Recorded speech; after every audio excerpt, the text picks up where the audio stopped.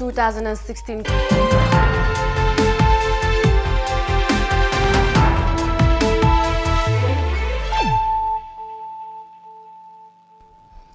Welcome back. You're watching Gambia 24 with me, Mariama Cham. Thanks for joining us, and now the news in detail.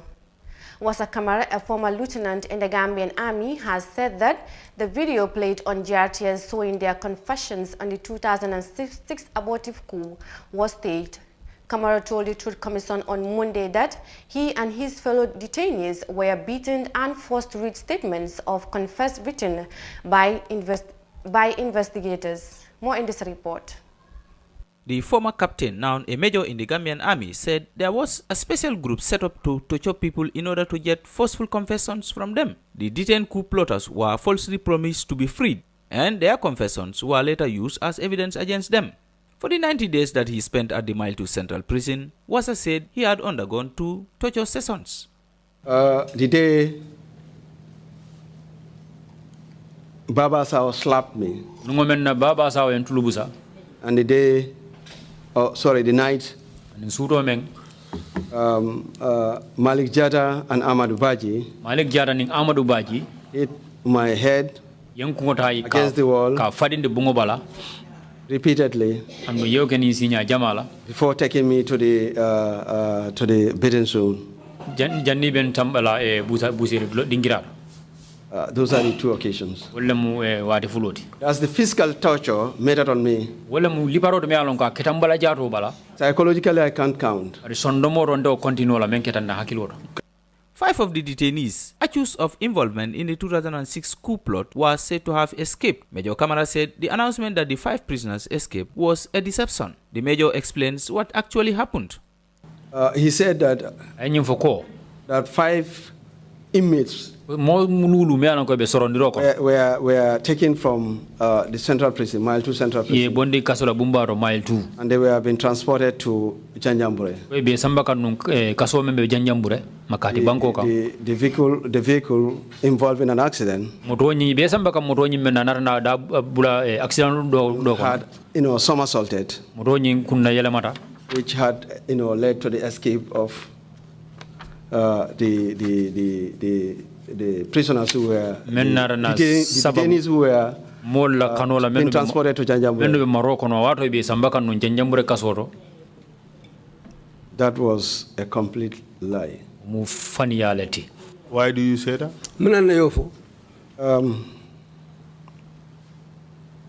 No, then we were all tortured. For us to, run, even to move with our own legs like that easily is practically impossible. We need to have support.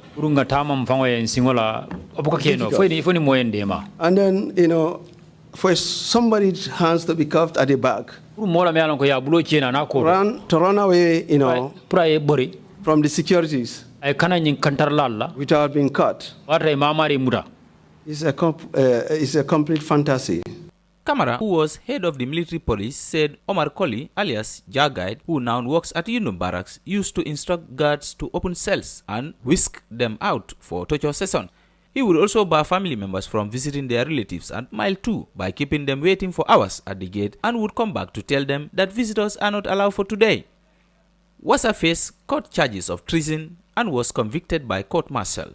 He was released from jail in 2015 after a presidential pardon marking the 21st anniversary of the 1994 coup. For iAfrica TV, I am Omar Ahmad Toure. That was Wassa Kamara on his ordeal with the NIA.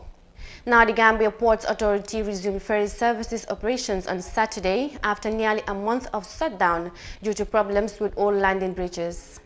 2 new landing bridges have been installed at the Banjul and Barra terminals by the Dutch company Damen Shipyards. According to the authority, the landers are to improve safe and reliable ferry services between Banjul and Barra, a 7-mile waterway used by thousands of people every day. The installation of the new landing bridges meant that all 3 ferries had to stop operations. These created a travel chaos for thousands of people who had no choice but to use small wooden boats. The replacement of the 43-year-old Landers comes with a 20% increasement in fares from $25 to $30. Some travelers said they are not happy with their fare increment. The ferry terminal, they are in full operation on Saturday. Now globally, the antimicrobial resistance awareness is set from the 18th to the 24th of November. In the Gambia, the National Steering Committee has for the first time hosted events marking antimicrobial resistance. Ndesise was there and she files in this report. With funding from the World Health Organization (WHO), the Gambia is observing World Antimicrobial Resistance Awareness with the slogan "Antimicrobials handled with care" and under the theme "United to Preserve Antimicrobials." Antimicrobial resistance is of utmost concern to countries around the world, especially where there are no established antimicrobial surveillance systems. On Wednesday, the Deputy Permanent Secretary Technical at the Ministry of Health, Karamba Keita, who spoke on behalf of the minister, said the Gambia is strengthening its fight against antimicrobial resistance. We have made some improvements in strengthening our fight against microbial resistance. We have established a national multi-sectoral AMR coordinating committee with a national focal person. The national public health laboratories conduct tests for multi-drug resistance, TB, using gene experts technology along with 4 other hospitals. Resistance specimens are referred for drug sensitivity testing. 3. In efforts to regulate the use of medication, a regulatory body like Medicines Control Agency, MCA, have been established. The WHO and partners like the Food and Agriculture Organization have widened this year's campaign focus from antibiotics to all antimicrobials as the resistance grows to a wider range of drugs. The WHO country representative, Dr. Darta A. Tirune, explains the cause of antimicrobial resistance as it related to misuse of antibiotics during the COVID-19 pandemic. 2% of all the treatments that were given by staff of the Department of Livestock Services, providing clinical services to our farmers. Let's call it that way. It excludes private veterinarians and then private veterinary paraprofessionals or people that work in veterinary. The Director of National Pharmaceutical Services, Babandin Sabali, calls on all sectors in the medical field to come together to fight antimicrobials. And the only way to fight against it is to have this kind of forum or fora where intellectuals and other consumers will sit and interact and exchange ideas as to way to tackle this menace. It's quite menacing, and we need to collectively work together and fight against it. Antimicrobial resistance is one of the top 10 global health threats facing humanity according to the WHO. The infections are said to cause 700,000 deaths globally every year and are estimated to account for 10 million deaths by the year 2050 if actions are not taken. For iAfrican News, I am Daisy. That story by Ndesise on the awareness of antimicrobial will take us to a first commercial break. We'll be right back.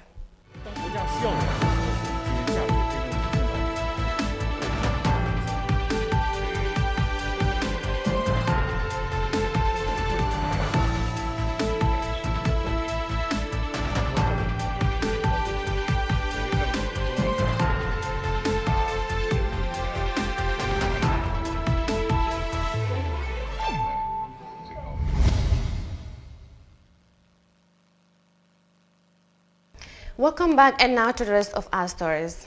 A records keeper in the Gambia Armed Forces is the latest victim to testify at the Truth Commission over the alleged brutality of the country's feared national intelligence agency. Abdurrahman Abdukarim Jah was arrested and detained in connection with a failed coup plot in 2006. More in this report. In 2007, Captain Abdukarim Jah was sentenced to 25 years in jail after a military court convicted him of offense related to a March 2006 failed attempted coup. He was released in 2015 by a presidential pardon, making the 21st anniversary of the coup that brought Yahya Jammeh to power in 1994. Jah, a director of records at the Gambia Armed Forces, on Wednesday appeared before the country's Truth, Reconciliation and Reparations Commission. He testified on account of brutally meted on him by the National Intelligence Agency for his role in the former Chief Konando Cham-led coup attempt. That they were sent by Langtombon Tamba. Langtombon Tamba Molen Ebal, who was the second in command after Ndur Cham. I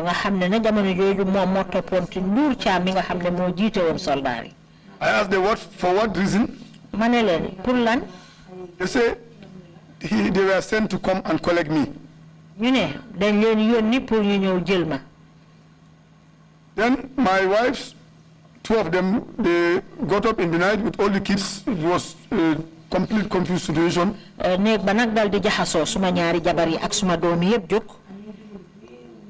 I told them that soldiers came and they said they were sent by Langton Tomba to come and collect me.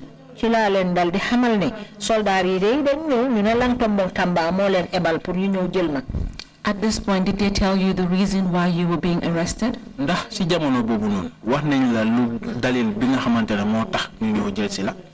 ma. Jah told the commission that he was drove straight to Mile 2, the Gambia Central Prison, and locked up overnight. He said the next morning he was visited at the prison by members of Yahya Jammeh's death squad, the Junglers, when one of them by the name Malik Jatta attempted hitting him on his head. There's a table with a chair and you always have an officer who man the chair. They have a register there. Now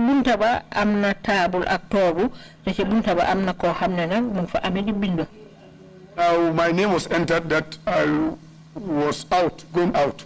But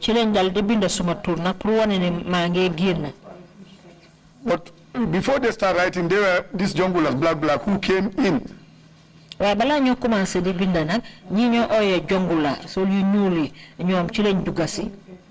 Can you tell this commission how many of them you saw that day? Yeah, 4 in number, the driver plus 3 others. Can you further explain to the commission how they were dressed? They were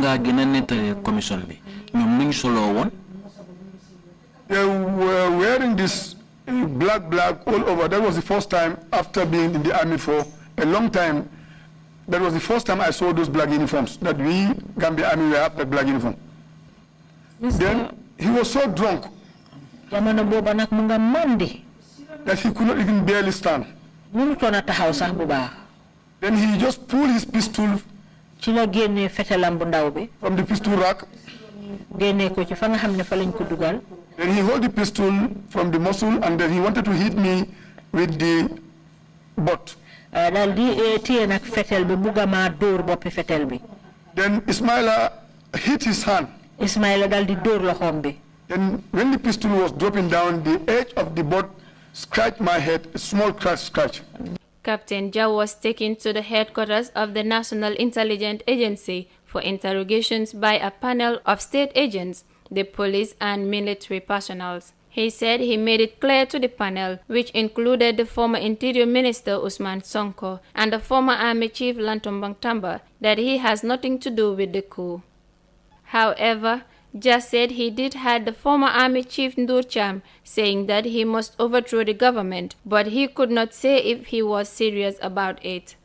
Jah was reinstated in the Gambia Army in April 2017 after a new government was installed. Reporting for African News, I am Aissatou Tambandour. That was a record keeper on his encounter with the NIA before the Truth Commission. Now, the Media Academy for Journalism and Communication, MAJAC, have secured a communication program called Empowering Civil Society Advocacy in the tune of $3.7 million for 6 months from a Danish media support organization through MAJAC. The project, which was launched on Wednesday at Naka in Kanifing, is geared towards strengthening 16 CSOs actors in their communications activities. Let's take a listen. The project, which will last for 6 months, was launched on Wednesday in Kanifing. It is expected to strengthen the communication activities of 16 civil society actors. MAJAC's managing director, Sang Mendy, told journalists at the launch that the project will equip CSOs with knowledge and skills in information sharing as the 2020 elections drew nearer. The Gambia celebrated as the start of a new democracy after we put to an end 22 years of autocratic rule. But it's going to take us a long time to actually catch up where other countries are. Know it or not, the Gambia risks sliding back to the situation where people in power undermine the gains we have made by trying to suppress information. MAJAC and partners are coming up with this project to build the capacity of community-based organizations and civil society organizations to go out there and inform and better inform the citizens.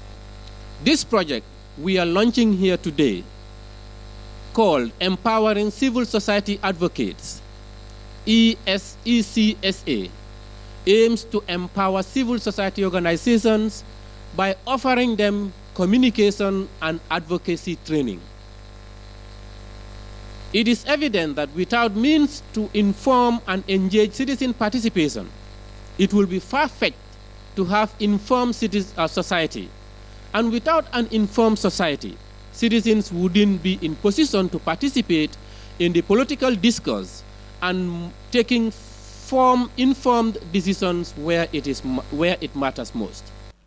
While the project is tuition-free for civil society participants, the trainees are expected to meet certain criteria to get enrolled. Applicants must have at least 3 credits and a pass in English, and they will have to submit a commitment letter from their supervisors, one that affirms that once they are enrolled, they wouldn't miss classes for office field trips.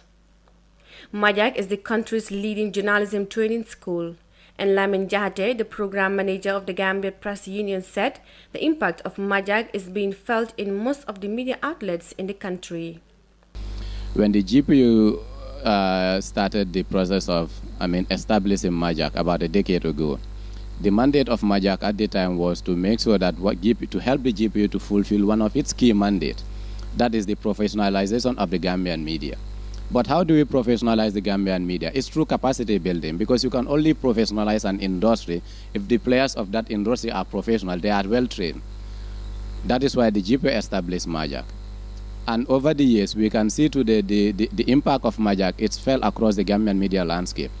I'm not sure there is any credible major media outlet in this country that doesn't have any product of MAJAC, either from the senior reporters level to the editorial level. We've seen even in this country media houses that are entirely run, or at least the senior management of that media house, it's composed of MAJAC trainees, MAJAC products. I think this is a manifestation that the impact of MAJAC is being felt. The project caters for 16 participants from civil society to be trained on communication over a period of 6 months. Reporting for iAfrica News, I am Mariama Cham. That story by MAJAC to train 16 CSOs on communication will take us to the end of Gambia 24. Join us for more news on Africa.tv. I was your presenter, Mariama Cham. Thank you for listening and have a good night.